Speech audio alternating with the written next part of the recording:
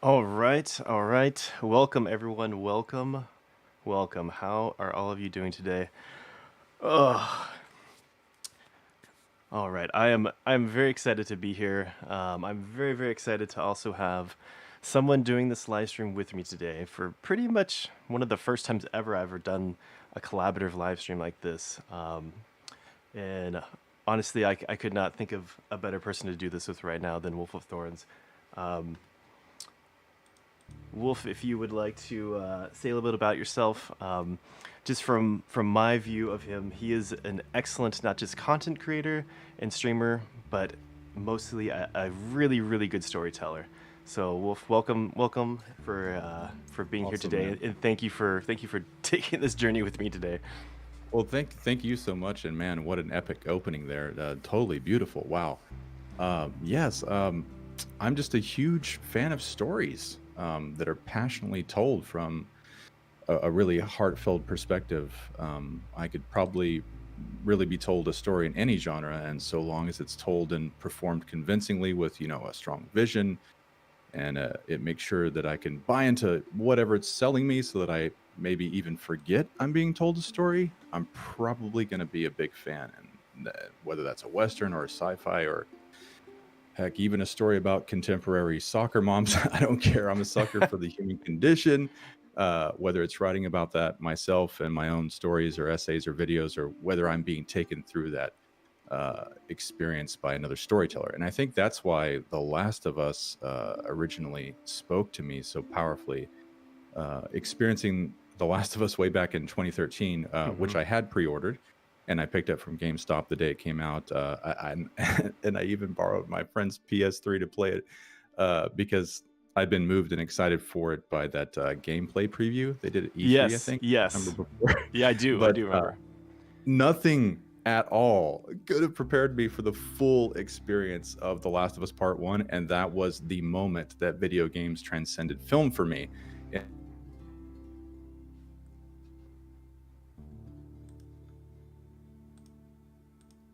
Oop, your mic cut out. Oh, Wolf. Okay, Wolf's mic cut out. Let's see. Let's see if we can get him back here in 1 second.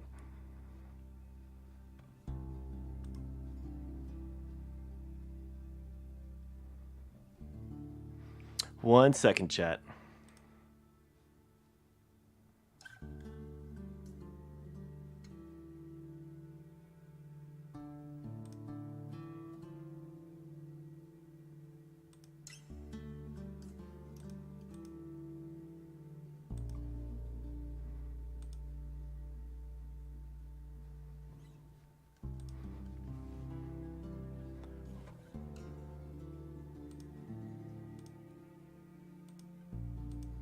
One moment. I'm gonna see if we can get the connection here.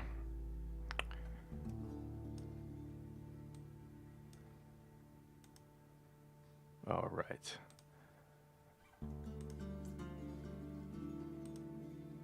All right, Wolf. Can you hear me? We are on Discord right now, by the way. Sorry, chat.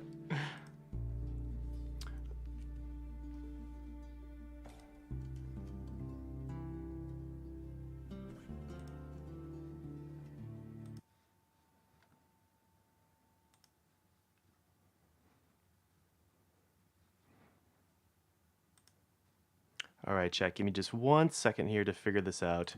Why Discord went out, and we'll get back to the discussion. Sorry about that.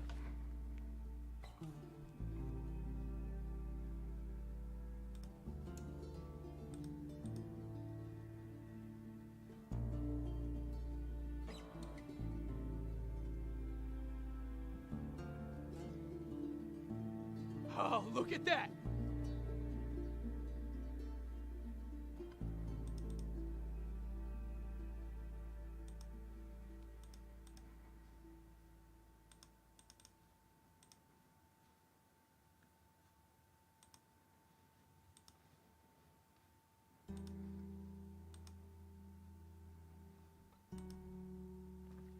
ping 1, 2, 3. Oh, there you go. You're Yay! We have back. voice back. We have voice back. All right. Oh, That was okay. so weird. Sorry, Hopefully chat. that wasn't anything on my end. I Yeah, hope. I have no idea what that was, but it Yeah. appears to be all good now. All right. Okay, cool. But yes, I've been chasing that specific video game dragon ever since the whole experience of The Last of Us really trans. That was the moment for me. I don't know if you guys heard. I don't know what part. But when I was saying that, that was really for me the first moment that a video game ever transcended film, and how it, where it took me and what it made me feel as an experiencer of the story. And I have been chasing that in video games, and really seldom finding it in this medium, which is a curse as much as it is a blessing. But hopefully, things like what The Last of Us Part 2 has achieved will just serve to break down more storytelling barriers and inspire many more games of its kind of challenging scope in our future. And I want to live in a world where there are more games like The Last of Us out there than I actually have time to play or fit into my schedule. Oh, I completely agree. And the thing about the very first game is it's what, 15 minutes into it that you Mhm. receive that punch in the gut, Oh, right? oh Like, man. yeah, Yes. I know what you're saying by transcending film, because you're implicit in it, right? Like you're actively participating, not Mhm. just being a passive observer. Which Right. I did watch your video on that, and I thought it was great. It was really really good. Yeah. So if any of you are curious, Wolf does content not just on The Last of Us, but on Star Wars, The Mandalorian, Red Dead Redemption, and just stories in general. Um, yeah, so definitely, I have his link in the description, and then actually I have his contact card right here if you want to see. You can catch him on YouTube, Wolf of Thorns, on Twitch, Wolf of Thorns with the 2 underscores, and then also on Twitter as well. And if you're not on Twitter, you guys should definitely get on Twitter. It's just a great place to connect and get a lot of good information on not just The Last of Us, but what's going on in general around the world. Really, really good place. And to stay connected with this amazing community. Exactly, exactly. I've met so many people on The Last of Us through Twitter. So yeah, thank you, Fire Girl. Thank you for the donos. You're so kind. All right, so now we're gonna get into the first thoughts. And the first thing that I kind of want to talk about today is not going to be the hero's journey. It's actually going to be the HBO series. So yeah, what are your kind of like thoughts on the HBO series? Yeah, so it's funny because I released a video maybe a month ago or so, just kind of giving my first experience, my first thoughts on it all. And I guess the first thing that jumped to mind was I was so happy for Naughty Dog and for everyone, all the actors, all the writers, and everybody in Naughty Dog, because of what that meant for them, you know, to land this type of deal and so on and so forth. But my initial reactions were not being excited about it simply because, I mean, kind of like what I said in that video that we were talking about, we don't need that medium to validate this medium. Yes. But after just engaging in discussions with the community, these guys started getting me excited for this, So Yes. I'm starting to feel the little fireflies of excitement, Fireflies are exciting. rising in my tummy. For me, I saw it as more enhancing the games, like what the Right. foundation the games have laid. And I think the games will always be the foundation of Yeah. this. Even I expect the series will be incredibly successful. I really, really think it do. Yeah. I think Craig Mazin is really very he did such an look at amazing that. job with Chernobyl, and I think he Yeah. was a perfect choice to work with Absolutely. Neil on The Last of Us. So I'm very excited about that. But also, it has a really good opportunity to expand the lore and the universe a bit. There's so many like little scenes, right, that we haven't seen. As far as like Ellie's mom, like actually seeing Ellie's mom, like giving birth to Ellie under what circumstances. You know what my theory is on that too for the HBO series? Yeah, My call is that is the role that Neil is going to cast Ashley in. I think he's going to cast Ashley to play Anna. that would be awesome. Yeah, that's what I think. I think that's a great idea. I think that's perfect. I love it. Yeah. I'm on board. That's what I'm calling. I'm on And, board with that. That is hopefully great. we see. Yeah. And hopefully, I think it's a given that we'll get W. Earl Brown again as Bill, which I can't wait. Yeah. Oh, yeah. I definitely want more Bill. Yes. I definitely want more Bill. Bill's backstory. would be Yes. great for sure. Bill spinoff series. That was actually one of the questions I want to ask: is did you want more Bill? And it's definitely Oh yeah, Bill. I dream daily of a Bill DLC. Yes. You and me Great. both. You and me both. Yeah. For years I've been asking for that. I wrote it all and everything. Fate of Bill's Town. It's like Yeah. one day in the life of Bill with like all these flashbacks and stuff as he's like taking on hunters and clearing traps and whatnot. It'd be a really fun DLC for sure. Yeah. All right. And maybe some odd couple banter with his boyfriend. That'd be great. Yeah, absolutely. Or just him talking to himself too. I imagine these flashbacks Sure. of him like muttering to himself, right? Yeah. That'd be good. All right, so let's see. Next up, so we're going to kind of transition into The Last of Us Part 2. And what your initial impressions were on the story. Because I think we all kind of know how it played out with the leaks coming, just before release. And Right. and how I feel that could have really ruined the story and the surprises and the intention behind the game. But yeah, what was your initial impressions the first time you played? Well, first and foremost, I was very fortunate to not be spoiled by any of the leaks because I went like media dark. Yeah, it went dark. Yep.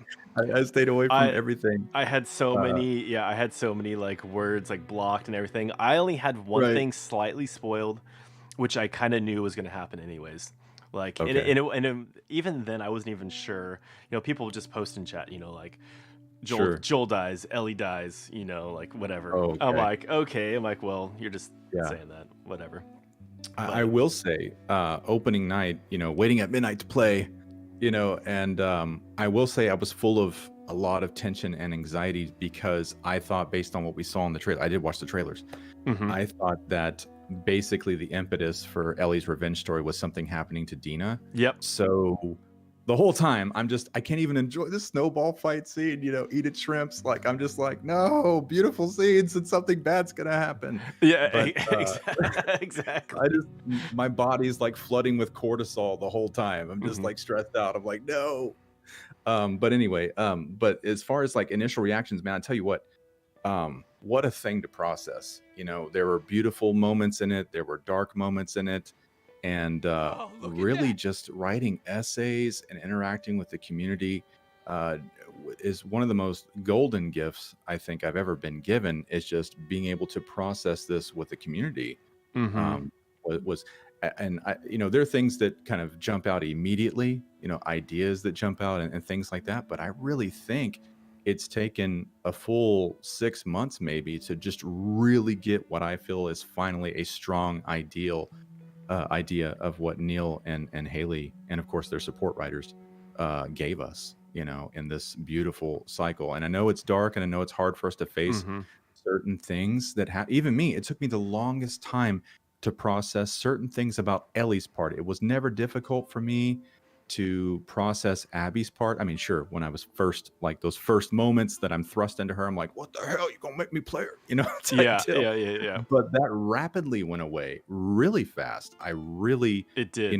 I was buying her, and I was buying her struggle, and I was buying everything that she was going through, and that was like medicine for me. But it took me several months, and again, just interacting with this beautiful community we have, and just reprocessing things to really kind of get there. And I think ultimately, and this kind of goes into the hero's journey part, that we do end in a positive place for both of these women. It's true. That's true. Ultimately. Yeah. I know. I think my first impressions were I wanted to go in with as little as possible to keep it. I went into The Last of Us, the original one, with zero expectations. I knew nothing about it. I knew Gustavo Santaolalla was the composer. That was one of the things. Like, a friend actually recommended the game to me. He's like, "Oh, you like Gustavo?" Because I would play the music at work, and he's like, "You have to play this game. He did the soundtrack." I'm like, "Oh, wow. cool." So I checked it out. Because for me, like, I'm like, zombie games aren't really my thing. I'm like, but I'll check it out. And they're not. I know they're not zombies. I know they're infected. Don't have to freak out in the chat. But but that aside, I'm like, oh, this is amazing, and I was instantly hooked. I just kept playing it over and over and over again. Beat it like 7 times in a row. Nice. Just and explored every single little corner of the game, every single little corner, every little detail that you could find. I just wanted more of that world and that lore. Right. But when I played part two, it's like obviously it's really tough to have all these expectations going into it, right? And I Mhm. think we did have some expectations, and man, that's probably the toughest thing that the team had to do is how to manage expectations for game of the decade, game of the year, Last of Us, like all these awards in Yeah. one, right? How do you follow that up? How do you follow up that greatness? But Yeah. they did a great job. They did a very good job. I knew kind of the direction that it was going after that theater fight the first time when you're Ellie fighting Abby from that Sure. perspective, and all of a sudden you become Abby. I think that was a little jarring for a lot of people because it's such like a high point. Mhm. You want some kind of closure, and then I was kind of like, oh, okay, I think I understand what's going on here, because it kind of reminded me of a film. I've mentioned it in a previous live stream, but Run Lola Run, where this woman has one day and she keeps like reliving the day, kind of like from these different, slightly different perspectives, and it's really really good. And I saw that like, okay, we're now gonna see Abby's perspective, and yeah, you hate her at first, and Sure. I think that's such a strong thing to make you like hate this character. Um, but I kind of forgave her pretty early on. I Sure. mean, Yeah. that scene when her dad gets killed in the hospital, that was gut Mhm. wrenching for me. I'm like, oh my gosh, like I suddenly like empathize so much. I'm like, I get Yes. it, I get it, I completely get it now. You know, And um, that cut they do from her mhm. child or her, teenage face to the woman Yep. standing over Joel, obviously, and the music, McQuail's music right there is just, oh man, I'm right there with you. Yeah, and that was the first thing I noticed after um, Joel died. After she killed Joel, was the look on her face. It was Mhm. like you could like feel the remorse. Laura Bailey did such a good job. I'm so glad she Yeah, won Performance of the Year because it was so well done. That was a little tiny detail for me that I think spoke volumes. So absolutely. Yeah. really really good on them. And then once I finished the game, 'cause it felt like an epic journey. It felt so long. Yeah. Like when I got to the epilogue, I was like, "Oh my gosh, there's more!" Am I it's Yeah. like we're in Santa Barbara now? Like, oh my gosh, it's Yeah. like it just kept going, and I was like, "Oh, okay, buckle in." Like Right, this right. might still be like 30 more hours. What's going on? And that was a thing for me too. Once I realized we were going to get a full experience as Abby, that was another thing that excited me because one of the most things about the first one was like, no, why is it so short? So, Hmm. being able to get something that was more or less twice as long was we waited 7 years. So hell yeah. It's true. Yeah, it was great. And then I think once you had that final scene. Once again, sorry spoilers if you haven't played it, but you know we're gonna go into everything here. So Yeah. there's your spoiler warning. But once you finish it, that moment where she lays down the guitar is walking away, I Mhm. felt like chills in hollowness, um, and awe. I felt so many emotions at once. Mhm. And then when it just went on the screen and it's just Catalina, and the waves, I just sat there for I think a good like Yeah. 20, 30 minutes just listening to the waves, trying to process. And I feel like that's exactly what we've been doing ever since is like we've been Yes, trying to communally process this, which is good because absolutely. that's what we need to do. Like it's so important, and it's kind of ironic or interesting that this all happened during this year of COVID Mhm. because we're all physically isolated but trying to connect through this Mhm. internet medium and these games, and so in that sense it was kind of really interesting that that happened this year because it kind of afforded that where if we had other things like sports or movies or other things that we'd go into, maybe we wouldn't have been as focused on it and as Right, intense, right. right? And that's an awesome perspective that I never really kind of looked at is, how this played into the events that, you know, happened in our 2020 year. You know? Yeah. And I just want to say thank you so, so very much for being a very well-spoken, even-keeled YouTuber. Okay. I feel like, yeah, like for a lot of people, their very first like interactions with The Last of Us 2 was there's so many like hate videos and stuff, right? There Sure. was just Yeah. so much hate being put out there that it's really nice to get some well thought out, articulated discussions of like, okay, yeah, these aspects, they could have done better for sure, but this is bringing up some important things to discuss. And just because it's not like an action adventure, Hmm. Joel and Ellie cop movie, you know, Right. like that's okay. That's okay. Yeah, I don't think they would have been doing anybody any favors by just doing something like that. Yeah, exactly. Exactly. That would have been like the biggest cop out, right? All right. Absolutely. So now No, we're going to talk no about pun intended. we're going to transition to the hero's journey. And I was wondering if you could just kind of, in a kind of a brief statement, kind of say to you what the hero's journey is and how you kind of came to it and what your thoughts are on Yeah, it. yeah, yeah. And I'm certainly, no scholar on the hero's journey, but just Yeah, enjoying I'm not stories either. and Neither of us and are. things like that. If you enjoy stories and you like writing, at some points in your life, you're gonna come, you know, uh, into exposure with it. So yeah, the hero's journey, and many of you guys in the chat, you may have heard this before, is I think the hero with a thousand faces, Hmm. and it's essentially just that ancient, storytelling cycle that protagonists go through, and it's really what I love is it's part of our natural kind of legacy and heritage in human storytelling, and it goes across all cultures. It's kind of a classical pattern that many and often most stories surrounding a hero or a protag have some or many aspects of these cycles, usually without realizing it. I think it was Joseph Campbell, which you had the quotes at the beginning, Hmm. was one of the first people to notice this and kind of bring it to the public knowledge. I could be wrong, but I think it was him. But it's just this organic thing consisting of trials and like encounters and things that ultimately results in our characters having a powerful change. And I think in modern times we're probably best going to see that in classic stories like maybe the original Star Wars trilogy with Luke Skywalker, Yep. uh, and the Matrix movies. Neo goes through the cycle, but the awesome stuff is this goes all the way back to the Epic of Gilgamesh, essentially the oldest story we have record of in human civilization.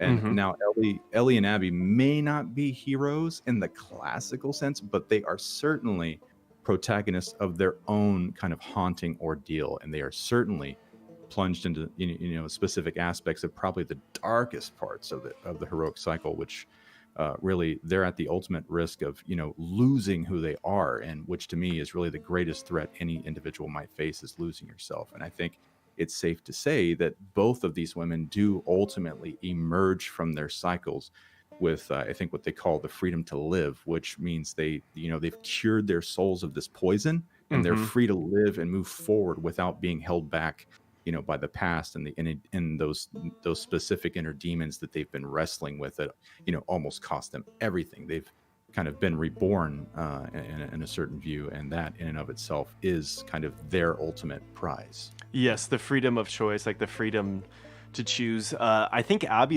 mean, yeah, Abby is a little bit further along in her journey. Like Ellie's, I think for so many people, they felt that the ending was not satisfying because Ellie's journey is not complete. Like she kind of ends Right, with right, she with just having gotten that freedom to choose, right? She can right. finally let go of Joel. Like I kind of in that Save the Cat video that I made, I kind of had like this one point where I kind of talked about how Joel is Ellie's, paternal figure, and then Yes. Marlene is like the maternal figure, right? The mother and father, and how they both kind of have these different viewpoints of the world and are kind of wanting to influence Ellie, and she's from both of them stuck in this place where she has no choice. Like they're trying to decide for her, right? That's awesome, man. That I just want to cut you there just to say that's a really cool perspective that I never took before. Like with Marlene, the Queen Firefly, being the maternal, and Joel, and Mm-hmm. them having these different views and this kind of mythological, fighting of each other. That I just want to say props to you because that's something I had never derived before. But I'm digging it. Go on. Yeah, yeah, yeah. I mean, because it's something that everyone talks about, like, oh, Anna, like Right. Ellie's mom, but they never talk about her father, her actual biological father is never mentioned even once, like Sure. not even brought up. which to me kind of, it kind of ties into kind of biblical lore a bit. Is she like the chosen Hmm. one, like in the first one? And then I kind of, in the second one, I mentioned this in a video, how that's kind of turned on its head a bit with Hmm. Abby, right? Right. How that walk down to the beach, that fateful walk down to the beach, and you see, Abby essentially being crucified. It's like, oh my Yeah. gosh, it's Yeah. like such a, Apotheosis. yep, yep. Yeah. Like okay, so yeah, I want to ask you, what were some of the scenes or points in the game when you felt the strongest pull or kind of like nods to the hero's journey when you're like, oh, like, Yes. because there's So some very specific ones. There's very, very yeah. specific ones. Yeah. So really the thing that majorly jumped out to me as far as hero's journey in the whole thing was Abby kind of having to descend into the abyss and face her inner demons when she fights Mm-hmm. the Rat King. That was the major thing that jumped out to me from the cycle. Other things didn't really jump out when I was first playing. Even I was seeing later on in the park when I was making a video. I was like, "Holy shit!" She's excuse me, sorry It's language, okay. but It's okay. she's, I'm like, she's physically walking through the whale, like she's entering the Yes. belly of the whale. Holy cow! Because she's about to have this final scene with her father, and Yep. it, like all these endorphins are exploding in my brain. But her having to descend into that hospital and face what is essentially the hugest metaphor of her inner demons, and it also like gives birth to something kind of showing Straggler. cause and effect. That to me was the most powerful, not to mention just the awesome lore of somebody thinking up the Rat King and something being sealed in at ground zero and just growing for 20-25 years, something like that. Oh, for That was sure. Yep. probably to me the most powerful, and that just sent shockwaves through my experience. I was just blown away by The that. descent into the inmost cave, right? Isn't that what it's Yes. yes. Yes. Yeah, I know that's the thing, and I remember when I first mentioned it, like the Rat King is like Abby's amalgamated inner demon, and it's in a Yes. hospital. It's in a hospital that looks almost exactly the same as where her father died. Yes. It's not the same hospital, but like all of this scene, and her sleep. She like before that, every time she awoke, it was like from a nightmare, right?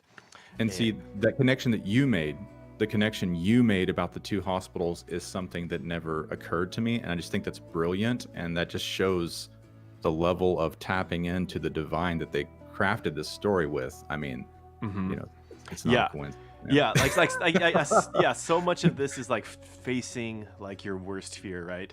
She Yeah. literally had to descend into hell, essentially. Like, Yes. okay, we're doing this. We're going to the hospital. I'm dealing with my dead father on the ground. It's in the form Right. of a Rat King, which that whole part was just so crazy. That first time I Yeah. played it, I was like, my heart was going Oh yeah. 1,000 miles an hour. I remember some of the developers talking about how they designed that level to incite like anxiety. They're like, if we make it a little bit smaller here, if we do this, I was like, Congratulations, because they pulled it off in the best way possible. they did. They certainly did. So yeah, that I really liked the Rat King thing. That was one of the things that really jumped to me. Yeah, and then the belly of the whale, and also in the aquarium, you see that huge whale that you Yeah. literally walk under where Owen resides. Yes. Um, Yes.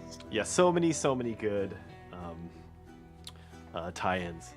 Yeah, and then for me, and I kind of mentioned this in that Save the Cat video, the last chapter, the epilogue, for me was kind of like this smaller version of Save the Cat, which is basically Save the Cat kind of takes the hero's journey and creates this rigorous kind of structure for it. Sure. And I felt like that is one reason why that chapter, at least for me, I don't know if you felt this, that whole epilogue moved very smoothly. Like I felt like the pacing was really good and really engaging and also emotional. Like the after Ellie frees the slaves from like the little like I don't know compound and is walking out, like that whole scene, I was just like emotionally overwhelmed. Like walking out, like what are we walking out to? Like the walk down to the beach. Right. It, Well, my first experience was not Mine was just like, Ellie, no, like me, like inside, I'm just like screaming at her, no, no, no, no, like Oh yeah, definitely. when and where will this end? I'm just the Care Bear within me. I'm just, I mean, I'm not wanting a happy honey ending, but Hmm. definitely I'm wanting her to, yeah, it was just murdering me on the inside for them to fight in the water. The I way that don't know I why. yes. Oh, well, and you know what it was? You know what they did a very good job because I'm sure they were going for this. I immediately was drawn back to Joel walking down the long corridor Oh wow. to Ellie. Like that's when you're going through that corridor. I had that same exact feeling. I was like, oh no, like she thinks she's going to do the right thing, just like Joel, Mhm. but it's for all the Dude, that wrong reasons. It's for all the wrong reasons. that is an outstanding observation that I never, excuse me, that I never, picked up as the mirroring of the hallway. I think that's awesome, man. Yeah. That is, I think, and you're right on. Now that we start thinking about as she leaves that prison block before she gets outside, that is Hmm. definitely, I think, even the color scheme and the lighting, that had Hmm. never occurred to me, man. That's some awesome stuff. It's beautiful and it's also like so sad at the same time. It's for me, it Mhm. was all those emotions kind of wrapped into one. Right. Um, yeah, and they did such a good job with that. And Um, the beautiful thing too is now that I've experienced the story so many times and I've been digesting it for 6 months, I can easily compartmentalize all the what would normally be really kind of negative emotion parts and put mhm. them in this nice little box, kind of like Danny in Doctor Sleep, and he's teaching the girl like how to deal with these evil things. It's like I can put these things in this little box, Mhm. and then I can appreciate everything and kind of see more details without being emotionally anchored to terrible terrible things that are I can kind of stand outside of them, Yes. and because I've healed myself, I've gone through my own cycle playing the game. Yeah, yeah, Yeah. that was the thing, one of the first things that just, like, smacked me right in my face, and the leaks kind of really, I think, stoked like, threw a bunch of gasoline cans on this fire, Mhm. was people's negative reactions to Joel's death, Yeah. and not being able to move on from that. Like, literally Well, mirroring, like, Ellie's rage on the way to sure. Seattle, right? Well, Eh yeah, go ahead. the best art really is a Rorschach that shows us more about ourselves than Mhm. anything else. I mean, Mhm. Yep. and to me, when I see the reactions to The Last of Us Part 2, and I've said this before, this reminds me of critical reactions and public reactions to a lot of things and other masterpiece thing like Stanley Kubrick's films. Usually they were panned when they first came out. People didn't understand them. Or like A Clockwork Orange, they were angry. Thanks. Now you made me hate Beethoven. It's kind of like, well, that's kind of if you look into the themes of what's going on, that's kind of some of the stuff he's trying to show you. Mhm. Oh, And he does an you amazing know, job. I love his work. yeah. Absolutely. Yeah, that kinda reminded me of something, I mean, with, like, the initial reaction of not being able to process Joel's death and just getting stuck there, staying in that cycle of violence, right? Going on Twitter and sending awful messages and Reddit and whatnot. Like, it was Right. just playing out in real time. I'm like, "Oh my gosh." But not only that, but then also, the trailers. So the way that kinda wanna talk on this just a moment.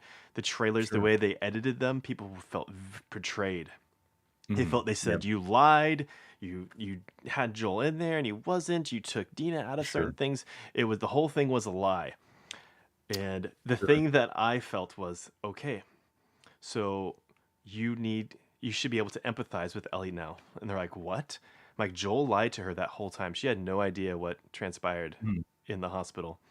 Right. That whole lie. So you should understand her just rage with Joel now for having undertaken that lie. Like they're very very very similar like That is lies, right?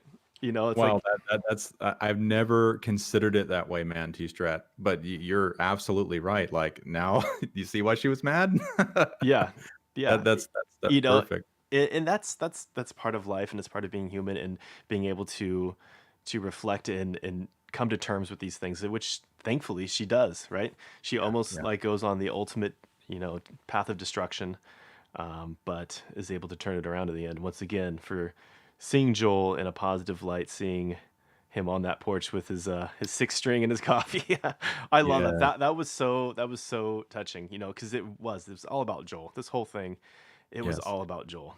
Um, and the other thing about that too that I wanted to say about the porch is I've heard lots of people who love the story, and to them that makes it sadder, but to me that's a beautiful thing. Like, it's beautiful that they were able to make peace, that is, revealed to us at the end, is that she did make peace to him, Mm-hmm.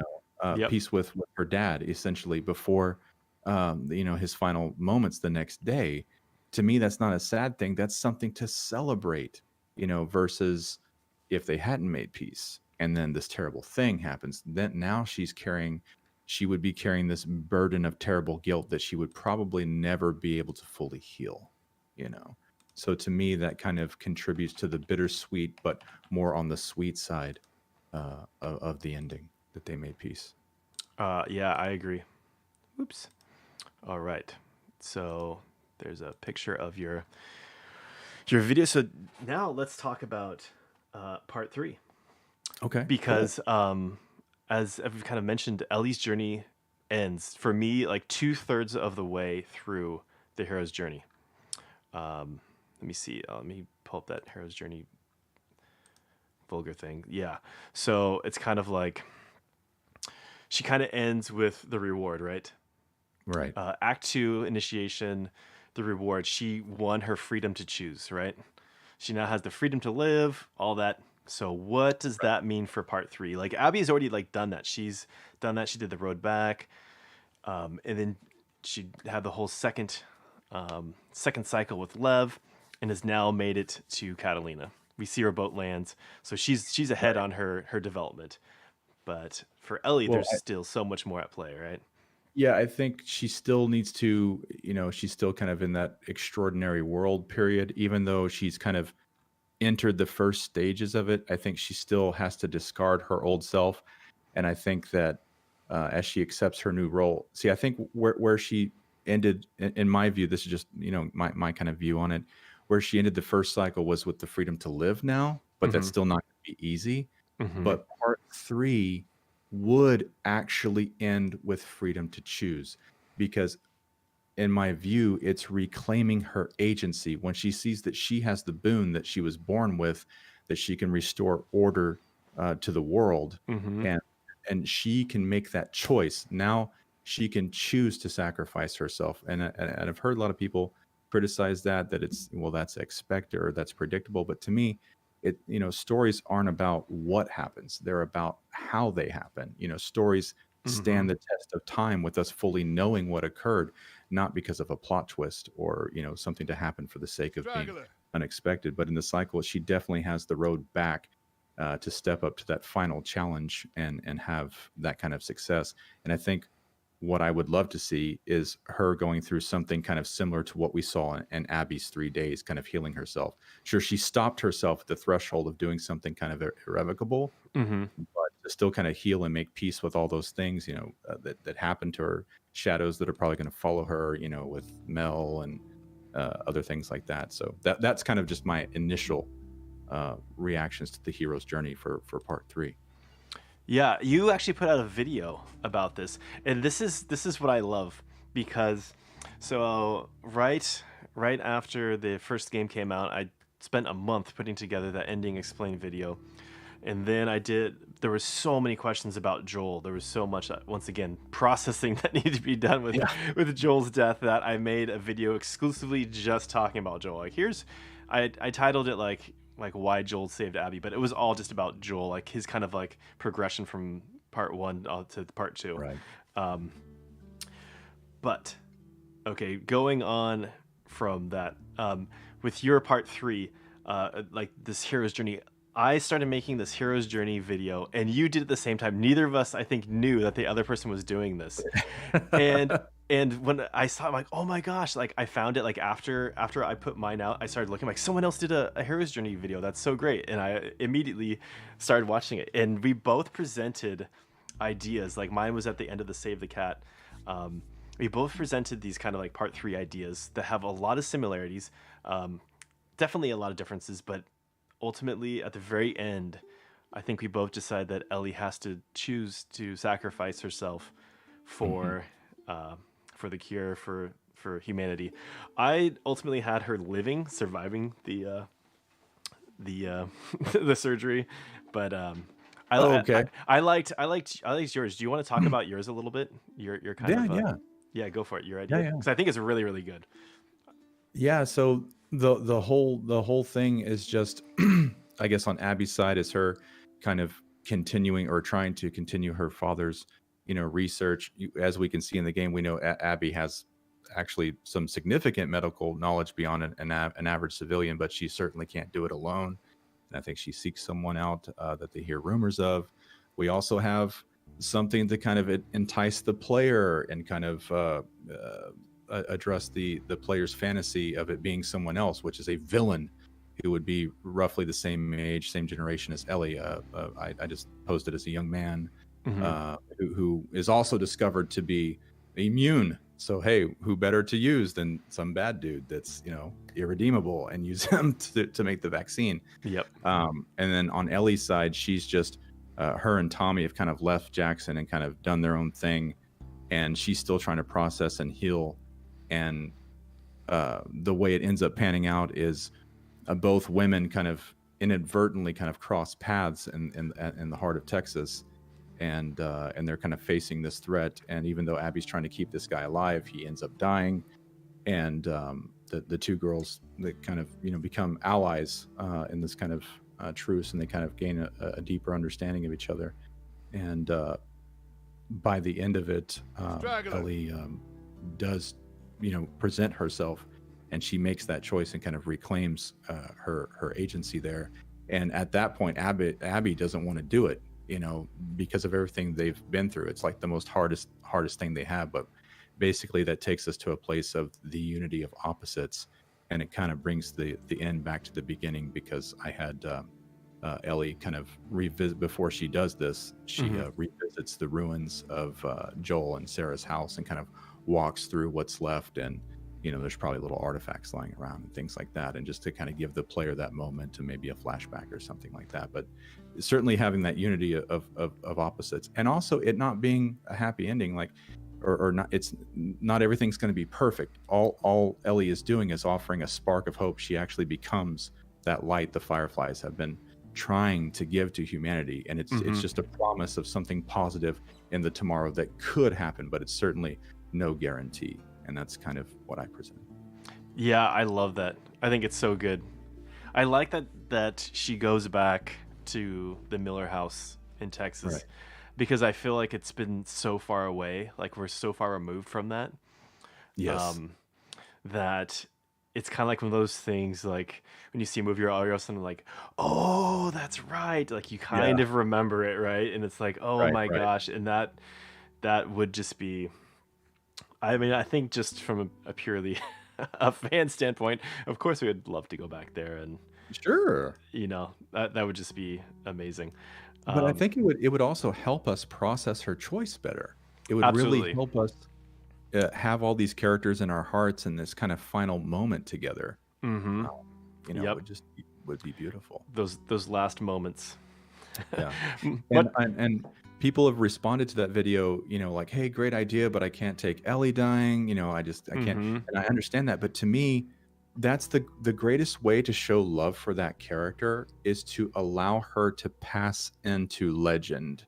Iron Mm-hmm. Man style. Nobody is upset that Tony Stark went out that way with the Infinity Gauntlet. They're like, Mm-hmm. "Hell yeah, he became this legend." The same with Neo in the Matrix. Yep. Like, that's the greatest way we could show love to this character, is first and foremost letting her do what she wants, what she chooses, Yep. and two, for her to be this kind of legend in this new ruined world where mankind now might just have half a chance of Yeah, pulling. and she kind of explicitly says that, right? In Right. that first like confrontation in the coffee shop, it was like, I was supposed to die, it's like, and you took that from me, Yes. she's so pissed, and I Um, understand, I get it. She didn't have a choice, and people say like, oh, she's young, she doesn't know. I'm like, no, like that's yeah. like, you don't apply like current day like standards Yes. to this post-apocalyptic situation where people had to grow up very very quickly. They've Right. obviously experienced a lot more. um, Yes. There is no more child culture. there, you know, there It just isn't. No, it's gone. It's true. yeah. It's true. It's completely gone. Yeah. That is a very good point. All right. I think I'm going to play. I'm gonna instead of just me saying my thoughts on part 3, I think I'm just going to play a small little clip that I had previously put together, and this will give us a chance to get some water and hydrate, and then we can we'll come back with both the TLOU journey and then a whole bunch of Q&A. Awesome. Yeah, so I think we should do that. So, Yeah. all right, let's get this thing going here. So here's one thought on how The Last of Us Part 3 will play out. First, I think the start of the game and the ordinary world will be Jackson. And while her return home offers hope, I think we will see Ellie living a depressing life, either on the outside or on the outskirts of the city walls. I think she'll be acting as a divorced parent to JJ, only allowed limited visits, and in an acrimonious relationship with both Tommy and Dina for her actions during the epilogue. I also think we will see 2 main antagonistic forces, and what I'm speculating is the final chapter in the Last of Us Trilogy. The first being the realization that an unstoppable horde of infected is going to descend upon Jackson, and the second is Ellie's immunity will no longer be a secret, and that several factions will be vying to hunt her down. I believe that Ellie will leave Jackson once again in a last-ditch attempt to gather allies and prepare for the invasion of this clicker horde. Now, in The Lord of the Rings, Harry Potter, and Star Wars, we have all seen this type of approach being used to conclude the story. A location or group of people that represent the values of humanity being threatened by overwhelming odds, while the protagonist ventures on a separate quest to destroy the root of this evil. I strongly believe The Last of Us Part 3 will be no different. In fact, the events of The Last of Us Part 2 have paved the way for the resurrection of the Fireflies, and I believe this is where Ellie may be heading next. With all this in mind, I believe Abby will play a significant role in Part 3, but will not be a main character. It would make sense that Ellie would seek out the Fireflies' help against this horde, and that Abby would be involved in either helping the people of Jackson or in guiding Ellie further along her path. So I believe the road back section of Ellie's journey will work on 2 levels, as she is not only physically traveling somewhere to find a solution for the catastrophe barreling towards Jackson, but is also emotionally returning to who she was in the first The Last of Us game. No longer weighed down by guilt and having rediscovered a purpose, I think we will see Ellie earning acceptance again. I also think that the AI companion will be bitten fairly early in this journey, and we will begin to see them turn over the course of the game. This would serve as 2 dramatic purposes, as we will see Ellie struggle with her guilt at being immune, and also serve as a bridge to her own final reckoning. The resurrection or final purification where the conflicts are resolved can only realistically be one thing. Ellie will have to seek out and face the difficult choice to sacrifice herself to create a vaccine. I also believe the Save the Cat B story of The Last of Us will play a part here, and the B story is Joel and Ellie. I think that Ellie will be tempted during the course of the game to assume a new identity in a new group and forsake her role as the chosen one. With all the pressures of having to save Jackson and with dealing with the dilemma of whether to sacrifice herself, I wonder if an overwhelmed Ellie will lose her appetite for the upcoming battles. However, I believe Joel's words of, "No matter what, you keep finding something to fight for," will give Ellie the courage to make this ultimate sacrifice. There's also something important to note about this potential cure theory. In The Lord of the Rings, Star Wars, and Harry Potter, the downfall of the opposing forces is essentially instantaneous, and this must also be the case in The Last of Us Part 3. It is also important to note that no one can control the cure. It must be distributed freely. I suspect that Ellie's infection is dormant, and that some mechanism such as gas or water will be used to instantly provide immunity to the people of Jackson, but also disable the infected on the spot. It is vitally important that Ellie's sacrifice cannot be controlled by any faction, and everyone must benefit from it, or it just becomes another form of control and oppression. This climax would obviously be the return with the elixir, but who would be providing it? The Last of Us universe is a relentlessly dark and depressing one, and it seems fitting that Ellie will need to die in order to renew it. However, The Last of Us has also always been about hope. The hope Tess had that Ellie could deliver them. The hope of a jaded assassin in rejoining the Fireflies. The hope in a broken man rediscovering his role as a father. We may not have seen a happy ending in The Last of Us yet, but we have seen a resurrection, and I believe we are going to see another. I believe Ellie will survive the operation to provide the cure. I believe we will see her join her allies back in Jackson, and I believe we will see the destruction of the cordyceps infection.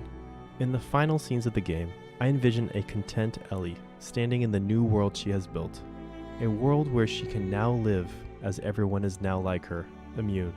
Ellie's journey will have made everyone special, so she can now be just an ordinary girl in an extraordinary world.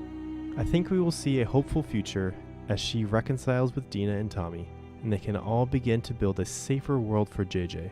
They will become the first in this reborn world, the first of us. All right, so that's my thoughts on a part 3. And of course, when she kind of leaves Jackson to find allies, I had Bill as being one of the allies that she goes get. I really want her to get Bill. Beautiful. That is beautiful, man. I love it. Oh, thank you. Like, I just really want to kind of put a bunch of different ideas out there of where this could go. Oh, Aaron, thank you so much for becoming a strategist. I appreciate that, man. Thank you. Yeah, and so that's why I kind of had this TLOU journey thing, which I have to admit I was kind of disheartened that I didn't get as much feedback as I would have hoped, because for a story that so many people are so passionate about, both Last of Us Part 1 and Part 2, and how strong they were, how strong their emotions were with Part 2. I was like, okay, you can criticize it all you want, but please offer, your suggestions on how you would like to see it go. And Sure. a lot of people did not accept that challenge. A lot of people did not. They're like, no thanks. They just didn't. They didn't touch it. Which Yeah. I was like, oh, like don't complain about it all that time and then not offer anything to it. So that's what I love, that you had like this really well thought out presented ideas, and I did receive some. So I do want to go over a couple of these TLOU journey. So this was back, I think, in October, November, when I first did this, and unfortunately, right before that live stream, I got super sick. I was like, I slept for almost like 2 days. I did a lot of sleep. Well, I slept like 14 hours one day and then like 12 hours the next day, which is a lot. That's a lot of sleeping for me. I usually don't, but Yeah. I usually don't get sick very often, knock on wood. But when I do, I usually just have to like curl up and sleep. That's what I do. That's my healing method. So a couple of the TLOU journeys we had, Walter Prater did a really good one. Alexandre and Happy Haunts You, factions player. And that's one thing I loved is I like a lot of these submissions were not just from people who love the story. Like, I find the Last of Us universe sometimes can be divided into people who love the single player story and those who love the multiplayer. And I really want to break. I've been basically for 4 years been trying to break that whole idea that, hey, we just love The Last of Us. There's different experiences. They are all part of the same wonderful universe. And so I appreciate some of the factions people jumping in and offering their ideas for the TLOU journey. So those were some of the 3. So if you are on Twitter, please put the hashtag TLOU journey in, and you can check out some of these for yourself. Horsley and Firegirl and Frenchie, and Schmittebert is in the chat. He did as well. There's a lot of people that submitted some really, really good ideas. Halucard, I think, did as well. So there's that. So I think now we should definitely get into Q&A so we can get some questions going here, because I know you have to go, not right off the bat, but relatively soon, because I think you have a live stream today. Do you not? Yes, sir. Awesome. And is that on Twitch? That is on Twitch, yes. Okay. I will put a link in the chat at the very end so people can go there and Right on. and follow you if they so choose. Oh, thank you. Melomat, thank you for becoming a strategist. I appreciate that. So let's get into the Q&A. All right, people. Thank you so much for being just so patient. I know you guys have been asking so many questions, and you guys have been chatting this whole time. I kind of wanted to get this first part through and then now address your questions and go into details of anything that we've talked, anything about. So please hit us with your questions now. I will get the music going again. I paused that temporarily. You may fire when ready. Yeah, exactly. I know Not a Star Wars fan. Not a Star Wars fan. Oh, I love The Mandalorian. I like the idea that I'm also so happy that they're going the route of a series, the HBO series. I could not ask for anything better than that. I want that so much more than a movie, a Last of Us movie. Mad Matt has a question there for us. Oh, right. What's your favorite story, part one or part two, and why? Oh, man. That's a really great question, It Matt. is. So I'll go first, Strat. Yeah, go for it. So for me, as far as favorites are concerned, I don't know if it really constitutes a favorite, but I would say if you're asking me, gun to my head, Mad Matt 41, like you had the other night when we played. um, Molly to your uh, feet. yeah. Molly to the feet. I would say I would choose part two simply because it's so much more expansive. There's so much more going on. There's so many more characters. There's such a bigger storyline to process. So many more beautiful locations. So just because of this gargantuan experience compared to the first one, I would choose that one. If I say, if you're asking me if I can only go to an island and take one with me, I'd take part two. There you go. Nice. This is the hardest question for me to answer. It really is. Because I obviously loved part two. I think it tried to do something that no one has ever tried to do before. It basically created a spiritual experience for the player. And I'm not saying that in a religious sense at all. I'm saying that in like a personal growth sense. It really, forced the person to grow, which, wow, what an amazing, amazing thing to do with a video game. Like you said, really ascended video games to a much higher Right. level. Can I do some quick hits here on several questions, just like Oh, rapid sure. fire? Yeah. I'm trying to. So Fire Girl says favorite moment from part one and part two for both of you. For me, favorite moment of part one, just off the top of my head, is probably that discussion that Ellie and Joel have in the house. It The starts with her, farmhouse. Yep. reading the girl's journal, and she's like, "Everyone has left me except for you," and he's like, "You're treading on mighty thin ice." That scene is so powerful for me, so it's probably one of my favorite moments. Part two is definitely Abby, man, descending into that hospital. I mean, just everything going on with that on 1,000 levels for me. Yep. Yeah, for me, to go back to the other one real quick. For me, part one, part one, it has the multiplayer along with, an amazing story. So for me, that's why it's so dang hard. I cannot choose between them both. I really can't. Gun to the head, I'm dead. I Gun to the head, I'm dead. I love it. I Gun to the can't. I head, I'm can't dead. choose. Hashtag. I love them both. It's like saying which kid do you love better between like your two kids or your two dogs. Which of your two dogs love better? Like, come on, no. like don't do that. I- Yeah. So, but then, what scene from both part one and part two did I like the best? I actually made a video on that. On the part one, it's when Joel falls on the rebar and Ellie springs into action. He's like, "Can you walk?" What the fuck, I walk? Like, like she's like spurring him on. But the way that both the music, actually, I have that. I'm gonna put that song on right now. It's called "All Gone, No Escape." The music is so strong, so powerful, and then the controls, they alter the controls so Joel feels kind of wobbly, and you just like you feel the direness. You really feel it. And Yes. then that whole scene ends with Joel collapsing, and I was like, "Oh crap, he's dead!" Like, whoa, the main character just died. It's like, and so that was incredibly powerful. So I love that from part one. Very well done. Part two, it's the Sky Bridge. Ooh, nice. I really loved the Sky Bridge.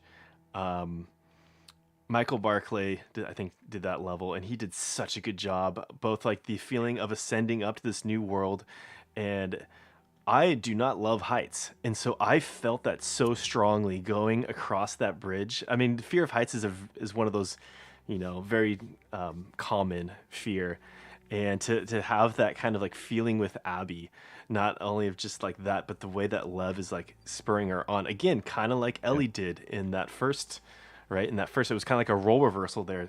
Same kind of parallel. So I don't know, maybe that says something about me that those are the two moments that I really loved from both those games. Yeah. Absolutely. So thank you guys. Really good questions. So many questions. Yeah, Well- I'm gonna run through real quick, Go, T-Strat, and yeah. just like try to hit a bunch of these. So Sabora Remy says, "What's the most important thing that needs to happen in part three?" For me, it's Ellie has to reclaim her agency and be given the choice to help mankind. Vojan Zavalajevic, please don't murder me if I butcher your name. I'm really sorry. Are you 100% sure they will sometime in the future be it The Last of Us 3? I I am not 100% sure. I have no idea, no authority. CR says, "How sure are you that there will be a part 3?" Same thing. I am not sure at all. Aaron says, "Question for you both. What was your favorite Abby moment and why was it the burrito?" Nice. Yeah. Yes, the burrito for sure, Aaron. The was definitely an awesome moment. Again, for me, it's probably "You Are My People," The Rat King, or her and Owen discovering the aquarium for the first time. Yeah, Uh, I like the sky bridge descending into the water. Like I called it like a baptism essentially, like yeah, moving on. That hit me really strong, that whole part. I loved yeah, it. yeah, yeah. And as far as part 3 goes, like obviously we can't say that we're 100% certain. Well, I could never say that. I'm not 100% certain there's going to be a factions, even though I think there's really compelling evidence that there will be.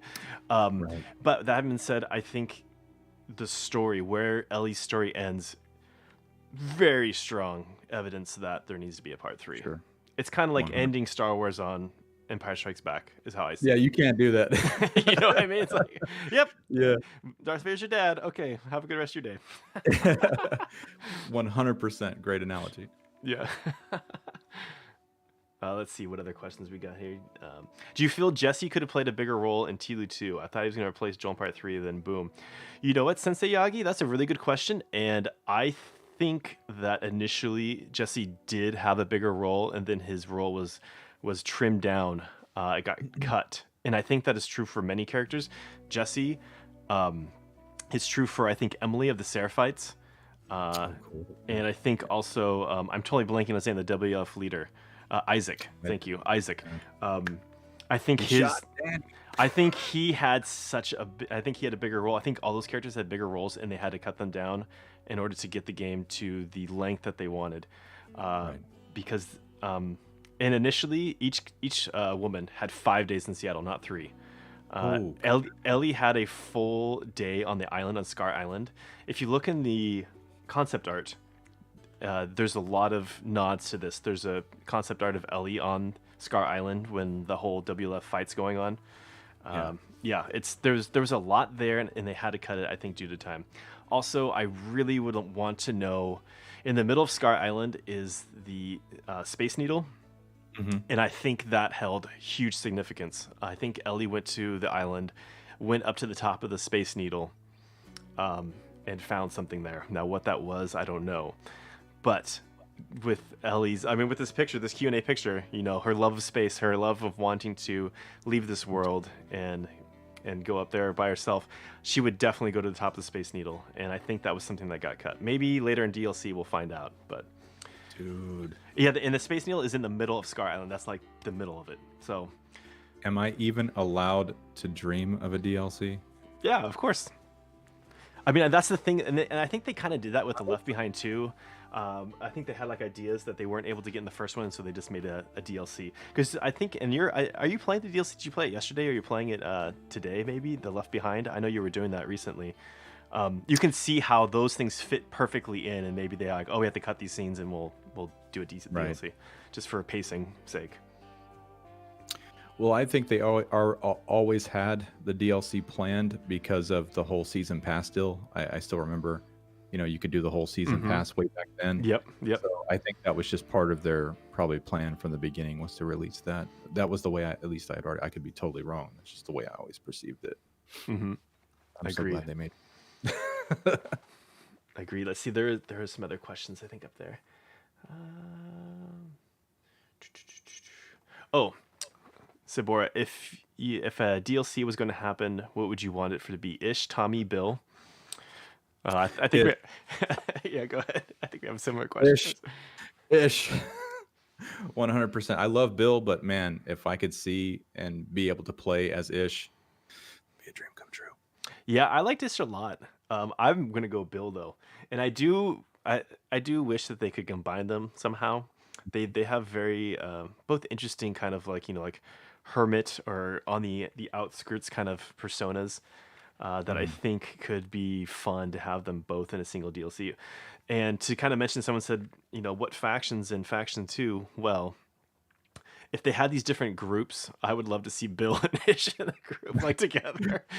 Like if Yeah. he had different duos, if he had like Joel and Ellie or Ellie and Dina and Jesse and Dina Right. or whatever, I'd want Bill and Ish to be together. I really That'd be would. awesome. I mean, I don't know what Frank's skills are. Maybe Frank would be awesome. I know he has a killer Hawaiian shirt, but How about say wearing Hawaiian shirts? other than that, I don't know anything else about Frank. Yeah. Favorite line from part 2. You are my people. Yeah, that's a good one. This is one thing that I really struggled with is I feel like in part 2 there was not as many lines that I took away as there was from part 1. Maybe part of that is because the game is so long, and Mhm. there's a lot of dialogue. Yeah. Well, I have two. It's definitely you are my people and eat it shrimps for sure. Eat it shrimps. Yeah. That Yeah. is funny. Yeah. I have one. Let me see it. I just dawned on me. Let's do it. Point. It's a valid point. Tommy's valid point. It's a valid point. Yeah, clearly a meme, but Yeah. yeah, Tommy's pretty funny. Ah, man, I gotta think about that. Favorite quote from part 2. You know what? I think it's the porch. Oh yeah, man. Yeah, maybe I like that. You know, that's the thing about Joel is he's so just emotionally, I don't want to say like he's so subdued. He's really subdued. You know, he obviously feels very strong emotions, and that whole scene was just I don't know. It was really well done, and I like I like the way they did that. I really did, and I like that it wasn't this long, drawn out discussion because Joel wouldn't have done that. He wouldn't have done that, you Right. know. And I like that it was just him getting choked up and being like, "Yeah, I like that." And I you know? heard that it was originally called for them to hug, and Ashley was the one saying that just wouldn't feel right. Yep, So they went. yep. That's what I heard anyway. Yep, yeah. The Last of Us podcast by Christian Spicer. He's the host. If you haven't checked it out, it's free. You can find it on Spotify. You can find it on like Google Podcasts or whatever. Definitely check it out and listen to all those. It is so good. Do you think JJ will play a bigger part in TLOU 3? What do you think? I don't personally. I don't think he'll have a huge role in part 3. Yeah, he'll be personally. like 6 years old. No, I don't. I think he, like I said in my thing, I think he'll become the first of us. He'll be like the first of a new generation. Yeah. Is my guess. I know what gold looks like. That That's can right. live in a future, free of mushrooms. That's right. That's right. No And I like that No more Firefly. no more Find your own mycelium. damn bride. That's another great one. Yeah, I Think I don't know what real gold is. I know that whole scene is funny because it's so intense. Like you see like Yeah. Abby like sneaking up and there's Tommy just like Yeah, say yeah, Jesse, you love think that- I don't know what gold is? I'll Yeah, show you damn That's what I was boys. telling my friend last night. I love that I can compartmentalize what I know is about to happen and just laugh at him going, "You think I don't know what real gold is?"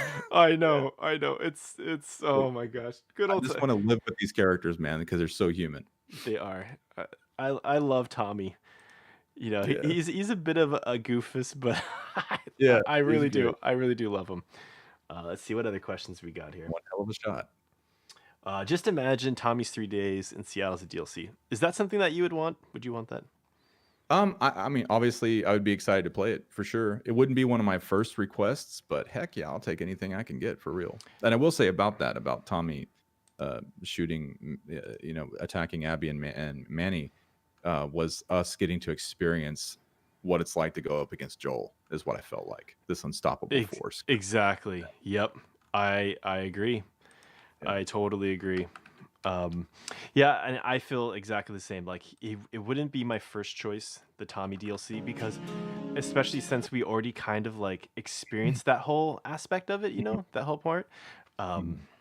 So it wouldn't be my first choice. I really, Yeah. I feel like there was so much more with Bill, and I know I keep Sure. going back to that. There's nothing wrong with that. I did want to answer this one question real quick. Yeah, go from for it. Ricey Young, what's your favorite weapon to use out of part 1 and part 2? Without question, the guns that Abby is carrying at all times. That's my favorite weapon. Oh gosh, Guns her out. arms, yeah. Braid out, guns out. Her arms, yeah. All day, every day. As a factions player, as someone who's played factions for more years than I care to admit, It's her variable rifle with the burst option.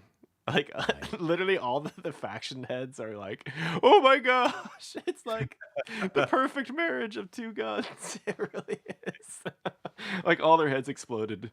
Yeah, and actually that was the first thing I upgraded with her was that her they called it a semi, but it's basically a variable rifle. Was put the burst option on it so that I could like try to one burst the Seraphites.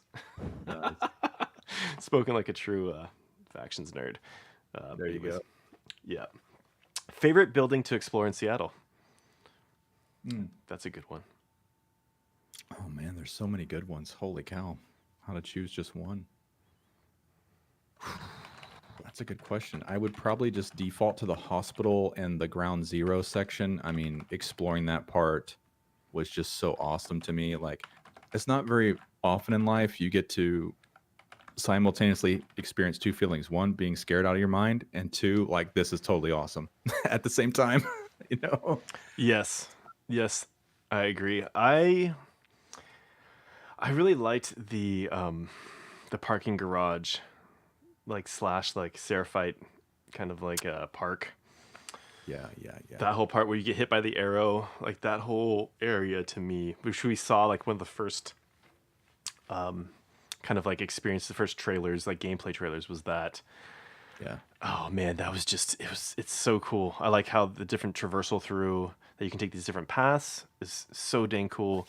But the jumps to like the lower levels to like the Right. glass, like glass breaking like everywhere. I don't know.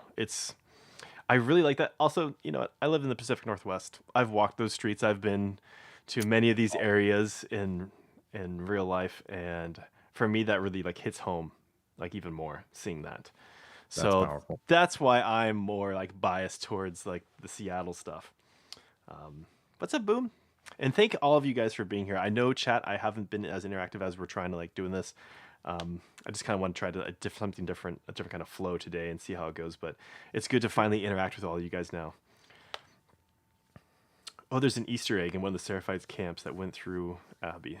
There's a map that indicates the new TLOU realms could be. Oh yeah, I did see that, Federico. I did see there was like a map and it had like a pin in like Boston and then another one in Seattle, and then it had a third one, I believe, in Prague, right, in Czech Ooh, Republic. wow. Which, well, yeah, I guess it could go. So I did have this idea. I'm just going to share a little bit about a part 3 where Ellie does go to Europe. She has to traverse the Atlantic Ocean and comes across this like abandoned ghost shipping like freighter, this huge ship that has like infected on it, and it's just like pouring rain, and has to like go there to like get like gas and like supplies, and it's just like this awful thing. The whole rest of it I think didn't work very well, my idea, so I scrapped it. But I did like that one idea of being out in the middle of the ocean in this abandoned ship, like this ghost ship. I really do like that idea. I do. I really do. Oh, thank you, Illegal. Thank you so much. Yes, thank you very much. Do you think Ellie knows why Abby killed Joel, or does she only think Abby wanted the cure? No, I think she knows for sure. By Trexie. Um, I don't. You know what? I don't think Ellie knows. I mean, I think maybe she can assume that Joel killed someone that she loved, but I don't know if she knew that it was her father. Because Abby never tells her that. Like, and she does get it wrong. She initially gets it wrong in the theater. She like tells her like, no, like I'm the girl. I'm the and Abby's like, I don't give a rat's ass that you're the, No, I it's didn't like, take it as Abby's reaction. You can see her face, and she's just blinking and thinking, and like none of this had to happen, and she's saying, "We let you live, and you wasted it," yep. like I think she's putting two and two together. Oh, you're saying you're that girl, and we were holding you down, and we let you live, and basically the man who let you live, you killed him, type deals. And I do think that Ellie knows because she has that recording from Mel that's saying the only man. So I think with Oh, that's context, true. That's true. That's a good point. Yeah. I think, Ellie, we're all naturally smart. We all can pick up a lot more. We don't have to have things spelled out from us. We can derive. We're really good at putting things together. with partial context. Hmm. I always, my interpretation was she always knew, or she had a pretty good idea of why Abby was doing what she was doing. Yeah. I mean, I think, yeah, revenge for Joel's actions. But I don't think she had any idea it was like her dad, and probably has no Oh, idea about like that he that's was the fair. vaccine doctor or whatnot. Yeah, I mean, here's the other thing that she has no idea. Um, I know people always think I bag on Joel. I don't. I love Joel, but Yeah. one of the things is Ellie has no idea that Joel killed Marlene. Like he killed her mother Yes, figure. She has very, no very. idea.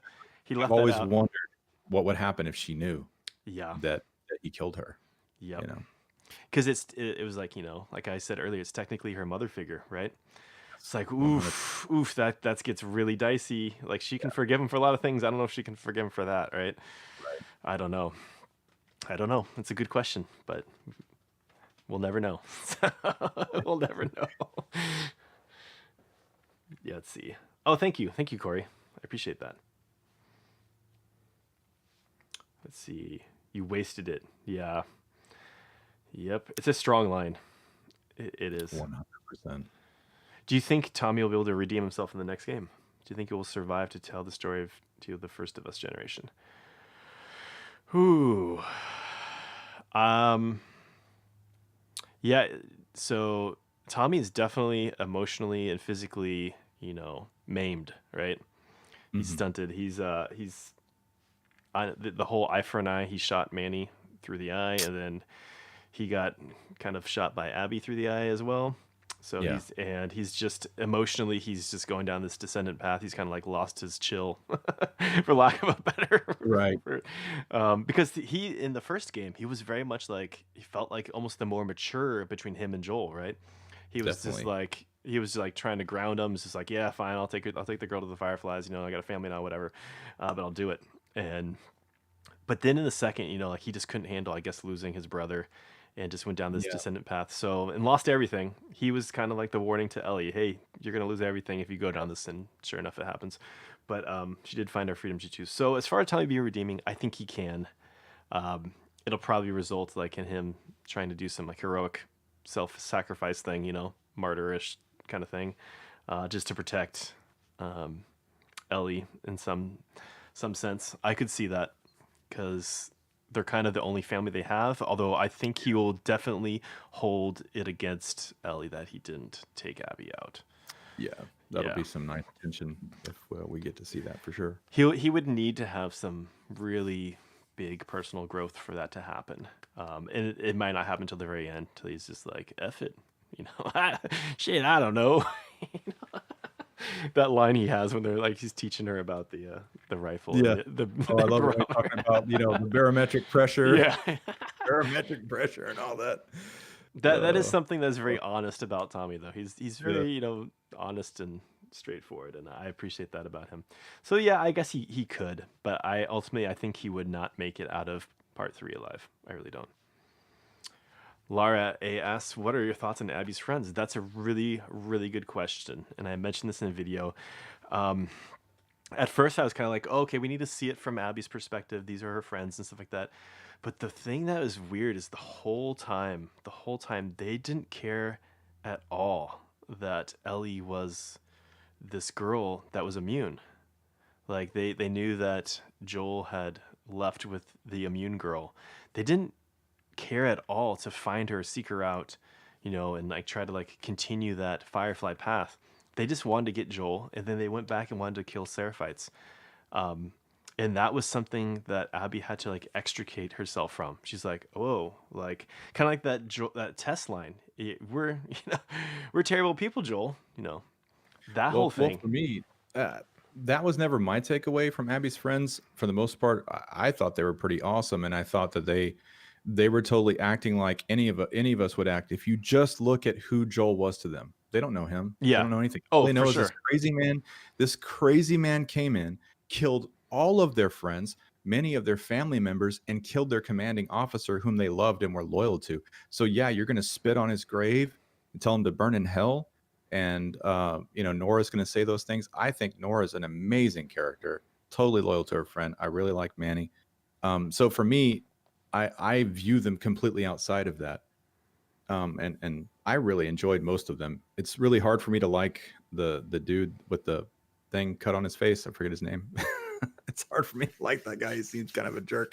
Oh, But Jordan? Talking about Jordan? yeah, Yeah, I yeah, know yeah, Jordan kind of seems like uh, a bro dude a little yeah, bit. yeah, bro. He's the bro Firefly. Yeah. But to me, I always took it, T Strat, that the Fireflies were devastated and lost. They were totally decapitated. The Yep. Queen Firefly was killed. Yep. This dude murdered everybody. Most of them were teens or young officers. So I think they were just shattered and broken.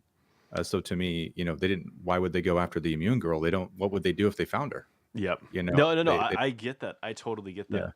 I mean, no, I don't fault them. It was for something sure. that it kind of that whole group got entrenched in this cycle of violence, right? Oh yeah, one And hundred percent. they were blind to it. Like it only one that wasn't, and this is important to note. The first one that kind of broke out of this was Owen, right? Yeah, Owen was just like I consider Owen the moral compass of part two. Yep, exactly. And the I moral agree. compass of part two gets killed. Yep, he does. Oh God. But he planted the seed in Abby, um, Yes. that hey, there's the fireflies don't lose that light. It was just like a little glimmer, right? Because it was really dark. It was getting really dark, right? It really was. All right. You probably need to get going here soon, don't you? Yes. But man, this has been so much fun, T Strat. It And has. thank you for inviting me here with your wonderful community and just talking about these two pieces of art that we love so much.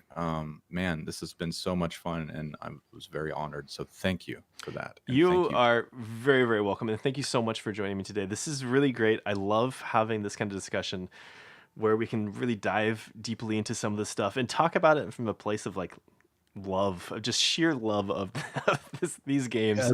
And Yes. to have this not just be me, I actually much rather have these kind of discussions on live streams where it's not just me talking about stuff where we have like a group of us talking.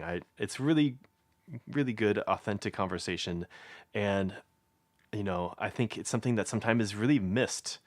It's something that is not often in um, the kind of YouTube realm. I really really love this kind of discussion, and thank you so much for coming on and helping make this happen. uh, Yeah, yeah. my pleasure. My pleasure. Thank you. All right, guys, in the chat, his card is up. Wolf of Thorns. You can get him on YouTube. You can catch him on Twitch and Twitter. You can follow, subscribe, check out. He's got a stream that he's going to do in what, like 30 minutes? 30 minutes, an hour or so? Yeah, in 30 minutes 30 on Twitch. minutes. 30 minutes he's on Twitch. For the rest of you, I'm going to actually hop on and do some factions. So if you're into the faction things, I'm going to do my typical faction stream. It'll be a little bit of a shorter one than normal. But I'll be back in about 5 minutes with that stream. But if you're interested, Wolf, what are you streaming today? I think we're kicking off Uncharted 3, my first playthrough. There you go. If you want to see some Uncharted 3 action, you can check out Wolf on Twitch. So yeah, thank you guys so very much, and I wish each and every one of you a wonderful rest of your day. All right. Cheers. I'll catch you guys soon.